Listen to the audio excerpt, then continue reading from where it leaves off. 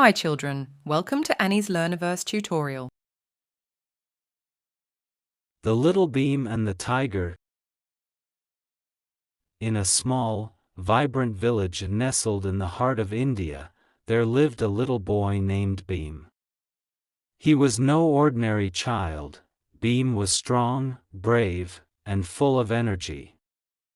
Though he was small in size, his heart was as big as the wide-open sky, and he was always ready to help anyone in need. One sunny afternoon, as Beam was playing near the river with his friends, they heard a commotion coming from the village. Curious, they quickly ran towards the noise to see what was happening. When they arrived, they found a group of villagers gathered around an old, wise man named Guruji. He looked worried, and the villagers were talking anxiously among themselves. "What's wrong, Guruji?" Beam asked, his big brown eyes filled with concern. "Beam," Guruji said, "a fierce tiger has been spotted near the village. It has been scaring the farmers and eating their livestock. We don't know what to do. The tiger is very dangerous, and no one dares to go near it."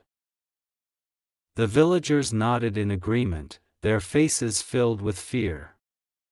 They knew the tiger was strong and fast, and they were afraid it might harm someone. Beam thought for a moment. He knew that tigers were fierce creatures, but he also knew that they were a part of the forest, just like the other animals. Maybe, he thought, the tiger was only coming close to the village because it was hungry. "I will help," Beam declared, his voice full of determination.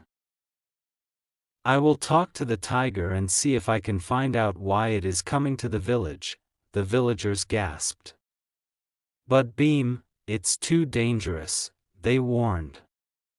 "The tiger could hurt you," but Beam was not afraid.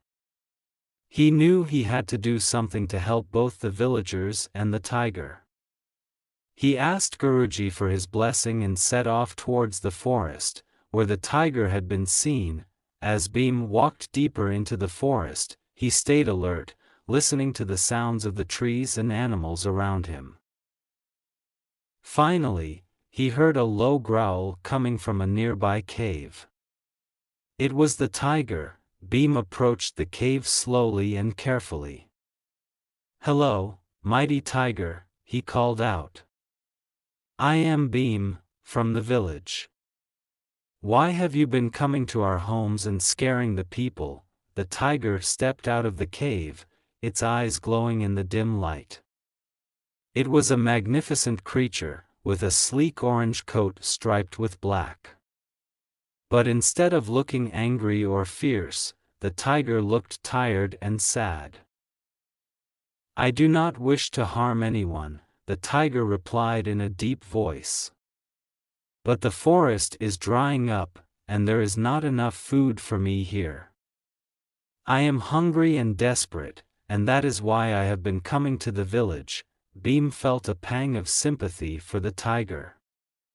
He understood now that the tiger was not attacking the village out of anger but out of hunger. "Don't worry, tiger," Beam said gently.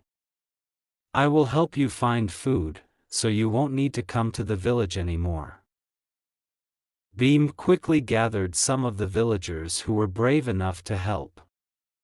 They brought fresh meat and water to the tiger and helped it find a better spot in the forest, where it could hunt and live without coming close to the village. The tiger, grateful for Beam's kindness, promised to stay away from the village and not to harm anyone.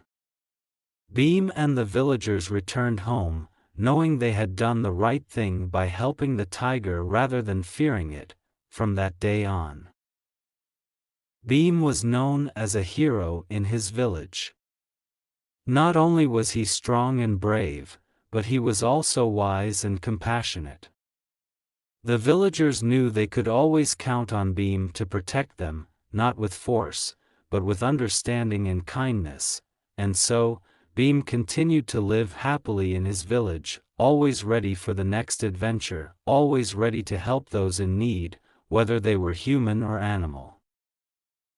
And that's the story of how Little Bheem, with his courage and kindness, brought peace to his village and the forest.